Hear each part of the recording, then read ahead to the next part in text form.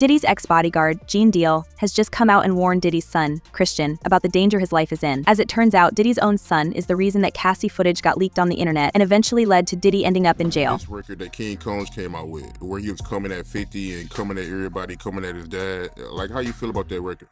Well, first I want to say to this young man, before somebody take his head off, because see, that's that new school bulls crap that these kids out here, they easy to fly off their mouth with that. You don't invite a man to your private. You don't invite a man to your private unless you doing the Diddy. If two men lay down, how many homos get up? Let me tell you, young man, 2 of them. You understand? So don't invite a man to your private, because that man will see you and take your head off. Especially somebody like 50. You don't send or let a boy do a man's job.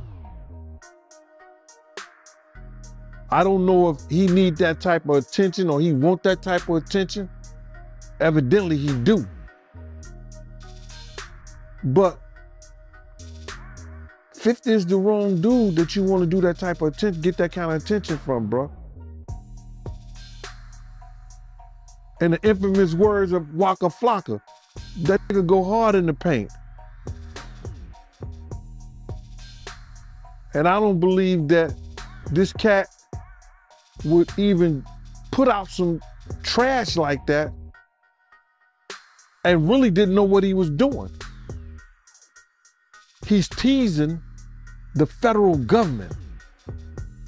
And I told y'all, the Southern District of New York do not play. So yeah, it turns out that Diddy's own son may be the reason he ends up serving life for his long list of crimes. See, after he did that shit, something get leaked to the press.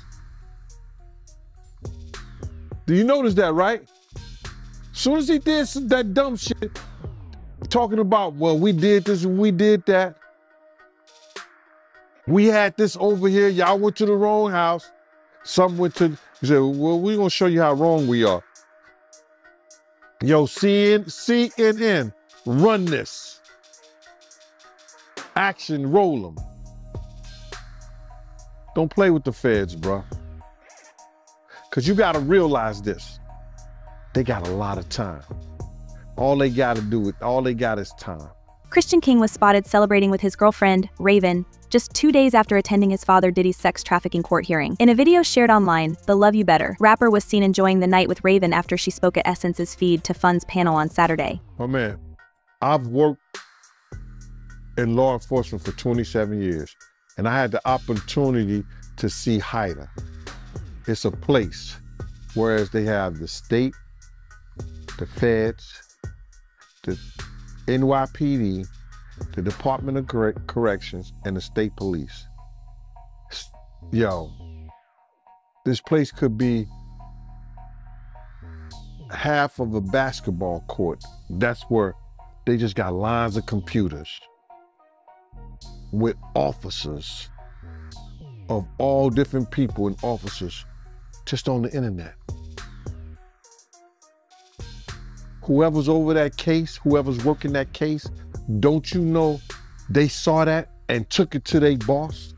The couple shared a kiss while dancing, surrounded by friends. Christian proudly declared into the camera that he had the baddest girl in the world. This night out followed a serious family event. Christian and 5 of his 6 siblings had attended their father's court appearance just 2 days prior. Diddy, founder of Bad Boy Records, has been facing serious charges. His mother, Janice Combs, was also in attendance to support him, even defending him publicly against what she described as a public lynching. According to reports, Sean entered the courtroom wearing jail clothes and came in through a side door. Despite pleading not guilty, he was denied bail for the 3rd time, and the judge has set a trial date for May 5th. And she was 25 years old at the time. She believed that the trip would be a, quote, wholesome family excursion, but says it, quote, turned into a hedonistic environment, even describing rampant drug use among sex workers and celebrities who came on board. She believes that the alcohol on the yacht had been laced with drugs because she says women would have one drink and then almost immediately pass out or start falling over. This is, by the way, something that it was also alleged in Jones's lawsuit, that Combs would spike the drinks of different people. But focusing on Christian Combs. O'Markey says that Christian Combs had been staying at a villa on the shore, but that he would come onto the yacht in the evening to party.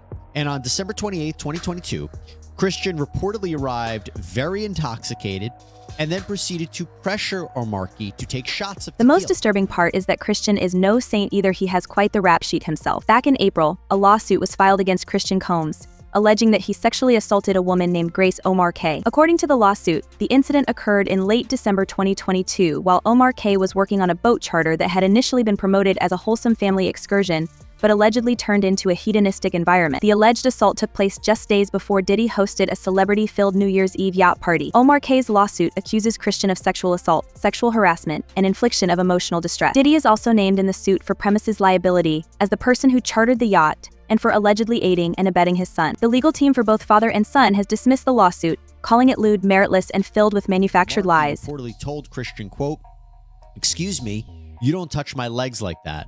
I'll move my legs where I want to. If I want to do this, then I will. You don't touch my legs like that." O'Markey then says that she told Christian she couldn't stay with him unless it was approved by a supervisor, all of whom she knew would be asleep at the time, so this was a way for her to get out of the situation. She claims that Christian said, "Who can I talk to? I'm going to say I requested you right now." O'Markey then says she responded with, quote, "Well, you can take your hand off my ass for the first thing." O'Markey says that she tried to go back to her work, but Christian found her again, wanted her to find him a place to sleep for the night. So she ended up taking him to the cinema room for the yacht, which doubled as a place for people to sleep. And she claims that is when Christian blocked her and groped her, took off his clothes, tried to force her to perform oral sex on him. She says that she was able to fight him off until someone came in. Now, the lawsuit goes on to say that O'Markey told the yacht captain what happened the very next day, but he didn't believe her, didn't do any sort of real investigation. She says the captain retaliated against her for months after the alleged assault, before ultimately firing her in May of 2023. Now, aside from her account, aside from a potential other witness, right, the person that allegedly walked in on this, what proof is there that this happened? Well, she reportedly has photos of the bruises that she says were caused by this event with Christian Combs. The quote was, "Our attempts to share this proof with Mr. Jones's attorney, Tyrone Blackburn, have been ignored, as Mr. Blackburn refuses to return our calls." Holly goes on to say, "We will address these outlandish allegations in court and take all appropriate action against those who make them." Then, the attorneys for Universal Music Group, one of the defendants who are also being sued by Rodney Jones for their alleged participation and facilitation of the abuse and trafficking claimed by Jones, they argued that the claims were so, quote, offensively false that one of these attorneys, Donald Zakarin, wrote, "A license to practice law is a privilege. Mr. Blackburn, plaintiff's lawyer, has misused that license to self-promote, gratuitously, falsely, and recklessly accusing the UMG defendants of criminal behavior." So a lot of back and forth that we're seeing right here. And again, to be clear, everything that Diddy and his sons are facing are accusations. They haven't even been criminally charged. These are civil lawsuits. There has been no finding by a judge or a jury that they are liable at this point. Having said all of that, this is a very significant development. Grace Omar's suit provides more disturbing details. She alleges that Christian drugged and assaulted her, and includes transcriptions of audio clips that she claims capture her rejecting his advances while he groped her. Omar K., who was 25 at the time, was working as a steward serving dinner and drinks from 6 p.m. to 6 a.m. on the yacht, where she claims to have witnessed drug use and interactions between celebrities and suspected sex workers. I think if their lawyer got that off, they did a great job. Because you got to realize some of these cases, even you get regular drug cases, they be taking a year or 2 years to go through all the paperwork, everything they want to do, how the guy weighed out, getting the witnesses and everything together. I think the lawyer thinking that they're not going to be able to give them discovery and enough discovery in that short of time. Because the prosecutors are not going to present anything to the court that they think they can't prove. You understand what I'm saying? So the prosecutors is going to try to you know, go through everything. And that's a short time, brother. That's less than what, May? That's less than 7, 8 months. You talking about 18 businesses. You talking about they got, I think they say 170 witnesses. You understand? They got 1,000 bottles of oil they got to test. Allegedly baby oil that they got to test. And I said allegedly baby oil because that's what the prosecutor said. Alleged baby oil. He didn't say baby oil. He said alleged baby oil. So that means that it may be something, or some of those bottles wasn't baby oil. You talking about victims and their statements and presenting them to the courts. So they got a lot of things. So that was a smart move by the defense, trying to get the trial, a speedy trial, so the prosecutor only have so much evidence that they could present. It could help them and it can hurt them too. How you feel about Diddy lawyers coming out blaming the government for leaking, you know, the tape of Cassie? Well, you know, the lawyers are doing what they supposed to do. They supposed to trying to try this case in the public's eye. You understand? So Diddy could get, Diddy could probably get off by them saying that the prosecutors them released the tape. You know, the grand jury have every right to see any kind of evidence out there that the prosecutor want to give them. Now, them leaking it and everything like that, that's not gonna decide whether the judge is gonna allow them to dismiss the case because they leaked this one, this trial, because they're gonna try to state he can't get a fair trial because the prosecutors are trying to win their case in the public's eye. That's not gonna be, it's gonna be up to the judge to decide whether that was significant enough to not have this trial. His lawyers are trying to do anything, and they're gonna try to do anything to win this case without it first going in front of a jury, without it first going in front of the judge like that. You know, so what they're doing is they're gonna try to play all different kind of cards to make us think, you understand, the dude is innocent and he's been done wrong and unfair. That's what the lawyer's supposed to do. But it ain't gonna work, bro. It's not gonna work. Just like, hold up, but just like first bail denied, second bail denied, the third bail denied. They don't trust the lawyers, and they damn well don't trust Diddy being out in public or in the streets or at home at any time. She further alleges that Christian Combs arrived on the boat heavily intoxicated and gave her an uncomfortable amount of attention. The suit states that Christian pressured her to take shots of tequila, which she suspects were spiked, and that he later became aggressive, groping her inappropriately. The suit also references audio recordings made by producer Rodney Lil Rod Jones, who was present at the time, and claims to have hours of footage documenting illegal activities involving Diddy and his staff. You heard about how he might be getting some more indictments?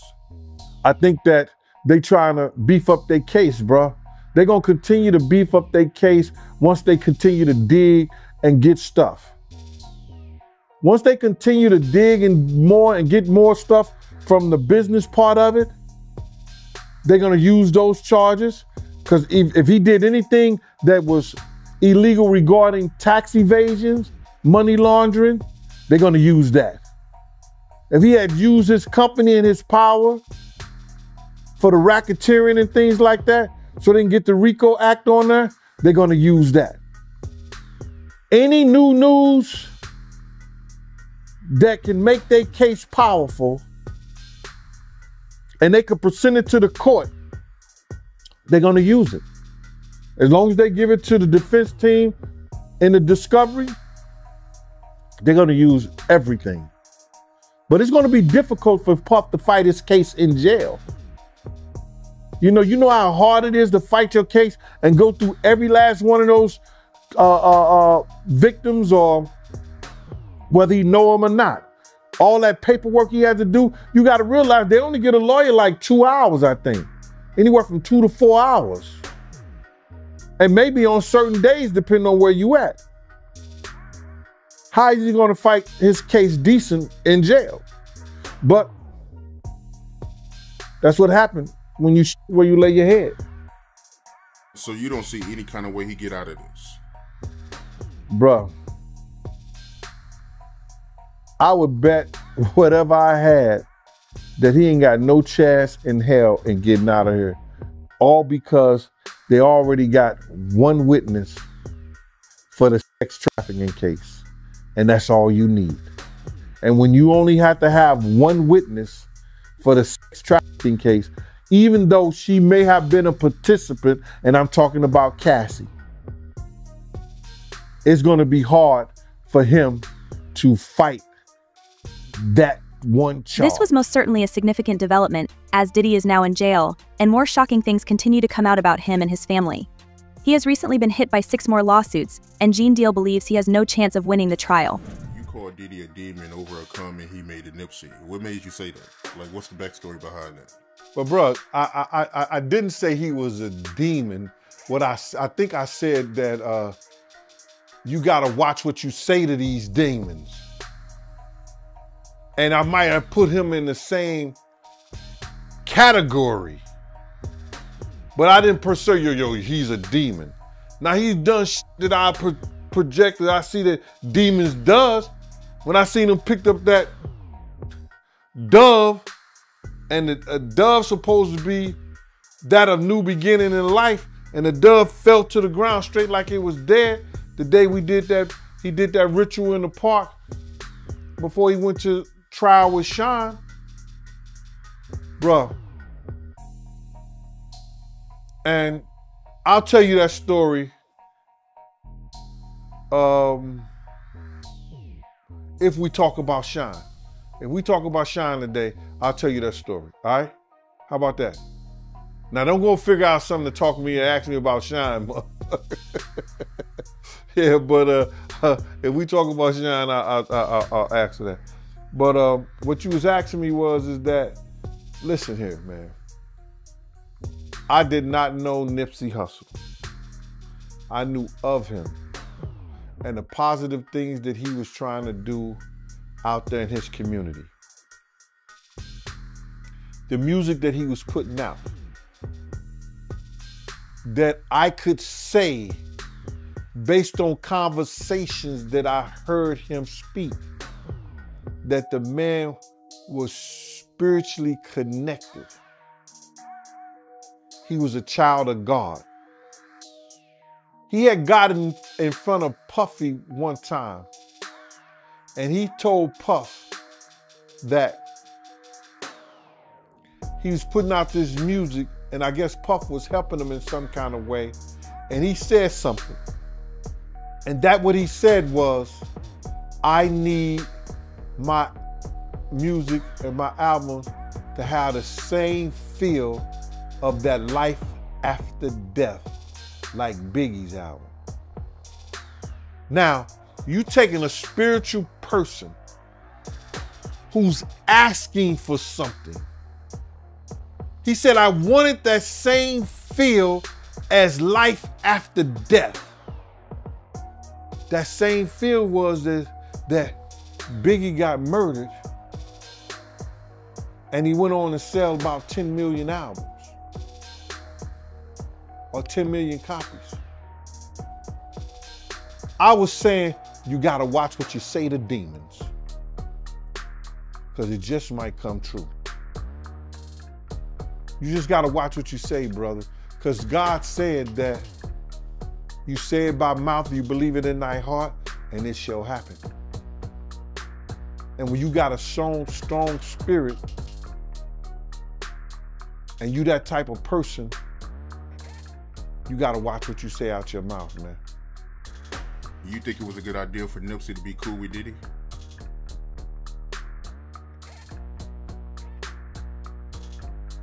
I really can't speak on what and the reason why that man would, when he was already doing a great job himself with the team that he had. But somebody convinced him that would be a good look for him. But No disrespect. He got what he asked for. Back in 2022, Diddy opened up about his role in executive producing Nipsey Hussle's Victory Lap album, a project that earned a Grammy nomination for Best Rap Album at the 61st Grammy Awards. During an interview on Zilla, I would see him talk about how he using drugs. He was never like that. Smoking cigarettes, smoking weed and everything like that. He turned into something that you could consider a monster, bruh. Then he started doing things to people, you understand, that he learned. That's a learned behavior, bruh. Now, I'm not saying that he may have been doing a couple of things here and there with women, stuff like that in New York, but the things that there's talking about that he was doing, bringing in prostitutes to have sex with his girl and all that stuff like that, that was some crazy stuff to me, man. So I'm just looking at this whole thing, man, and you had asked me, and we don't have these conversations like most people do. We're going to go back and you're going to tell me what, we're going to talk about this. You said, I'm going to ask you how you feel, bro. I don't want no man to ever go to jail and be leaving their kids behind, be leaving their family behind. You understand? But some dudes belong in jail based on what they do and how they do it. We know that to be true. And it's just this situation, man, when they get down to all the facts and all what happened, he may belong in jail, bruh. And that's not my doing. That's not Cassie doing. That's his doing and his learned behavior from the people that mentored him. That twist, it set off a chain reaction nobody saw coming. Now the whole gang's choosing sides faster than you can say hit record. But here's the real question. Who's pulling the strings behind this hip-hop civil war? Girl, let me tell you, this beef between Diddy and 50 Cent just went nuclear. It ain't just about them anymore. The whole hip-hop world's getting dragged into this mess. We're talking about a full-on industry civil war, and everybody's got to pick a side. You got legends of the game coming out of retirement just to weigh in on this drama. Some are riding hard for Diddy, talking about loyalty and respect. Others are backing 50, saying it's time to shake up the old guard. And then you got the new school artists caught in the middle, like deer in headlights, trying to figure out which side's gonna help their career and which one's gonna end it before it even starts. The craziest part, some of these rappers are switching sides faster than a remix drops. One day, they're all over social media supporting Diddy. The next, they're in the studio with 50. It's like musical chairs, but with multi-million-dollar record deals on the line. And don't even get me started on the producers. They're caught up in this mess too, trying to figure out if they should be making beats for Team Diddy or Team 50. Some of them are working both sides, probably hoping they can place Switzerland in this war. But honey, in this game, there ain't no neutral ground. You got to realize, man, he learned from Andre Harrell. He learned from Russell Simmons. He learned from Clyde Davis. You understand? When those people are telling you that they were heavy into the drugs, they was heavy into beating women and doing things at that age, at that crazy stage, that's going to make him think that he could get away with the same thing that they was getting away with back then. You understand? The things that he was saying, you know, the touchy-feely between two men and all that stuff like that, man. All that, he learned that from them dudes. When I told y'all the story, when me and my man went up to Russell Simmons and he had a house and he had a man in bikini drawers in his bedroom, in his bed. You understand? Bruh, this is that he learned. I'm assuming he learned it from them. Let me put that. And I'm not going to say alleged because I saw that for my own self. My man was with me, Slick was with me, and we saw that for our own self. You understand what I'm saying? So these are behaviors and things that with drugs and all the stuff that's going on, pills, drinking. Yeah. What was that like? 50 was the type of dude that kept like a little, and he kept like a little pad with him. And he wrote everything down. You understand? Me and him caught the plane. We was going to Vegas. And I gave him my card. My business card was savoir-faire, security management, and everywhere. You know what I mean? So 50 did a song about that. You know what I'm saying? And he put that in the song. And some years ago, about a year or so ago, not even a year or so ago, he said that when he dropped my name, he said, yo, I got the savoir-faire. I got that from Big Gene. He been trying to tell y'all about this Puff shit years ago. But 50 was the type of dude that if you knew he was with you, he was with you. Even back then, he had your back whether you was security or whatever you did. If he was with you, he was with you. And that's what you gotta love about him. You know what I mean? You ain't gotta question his loyalty, you know what I'm saying, on some fight shit or if you in a situation. Cause he going out. Well, I guess you were hanging around him or knew him, right before he got shot. Well, what happened is that I had got some information. 50 came to my house. I tried to fit him on a vest, but I'm like, at the time I was like a 3X. And 50 was like a large, you know what I'm saying? So he couldn't really fit the vest, but I gave him a cover to try to tell him, because he had some pads, some vest pads. So I just told him what the situation was that I knew. And told him he had to watch himself because those cats was gonna come at him. You know what I'm saying? And he was like, yeah. And he was supposed to be going to Cancun. And I told him, if you come to Cancun, I got you, because I used to be down there doing security at Daddy-O's. You understand? And I had people down there that I had knew that was from Puerto Rico, and they was working down there, so they should make sure when I hit the island, anything and everything I needed, I could get it right there on the island. You understand? They worked directly with the syndicate. So 50 was supposed to come down there to do a show, and he didn't make it because they had shot him up. I don't know if he was coming in the first place, but he was supposed to, because he was paid half the money to come down there to perform How to Rob an Industry Cat. And when was the next time you seen him after that? The next time I seen 50 after that was at Jack the Rapper. He had blew up. He had blew up, man. He was like, he was this dude and everything like that. And I was sitting in we was in Puerto Rico, and I was sitting by myself, just chilling, and he had his whole entourage with him. He came directly over to me. He like, yo, Gene.